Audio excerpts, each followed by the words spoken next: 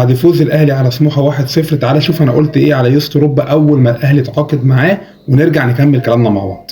عارف ان ما ينفعش نتكلم عليه عشان لسه اول ماتشين، بس هي حاجه واحده بس عايز افهمها، هو ما غيرش طريقه اللعب والخطه ليه؟ اصل انا جايبك عشان تغير طريقه اللعب والخطه نفسها. طب ما احنا كده بنلعب بخطه كولر، وريبيرو جه عمل كده، وعماد النحاس كان بيعمل كده. احنا بقالنا قد ايه اصلا ما بنخترقش من العمق؟ يعني معقول امام عاشور هو اللي فارق معانا جدا في الاختراقات اللي من العمق دي مش قادرين نعملها؟ تغيير الخطه نفسه هيفيدك في ان انت هتعيد اكتشاف لعيبه كتيره جدا في مراكز جديده عليهم، لعيبه مش موجوده في الوقت الحالي ممكن تلاقيها تألقت لو انت حطيتها في مراكز جديده. ده اللي المطلوب من المدير الفني الجديد. للاسف مدرب فقير جدا وما بيعرفش يقرا المباراه وما بيعرفش يحدد هو عايز ايه من المباراه، وشخصيته ضعيفه، وده باين جدا على رايه في اللعيبه وباين جدا في تغييراته.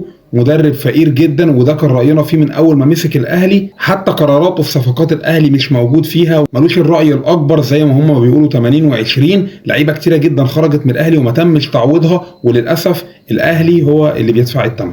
ده كان راينا في يستروب من اول ما شفناه، من اول ما بدا معانا بعد 3-4 ماتشات كان لينا نظره فيه ان هو فقير فنيا وكمان ضعيف الشخصيه.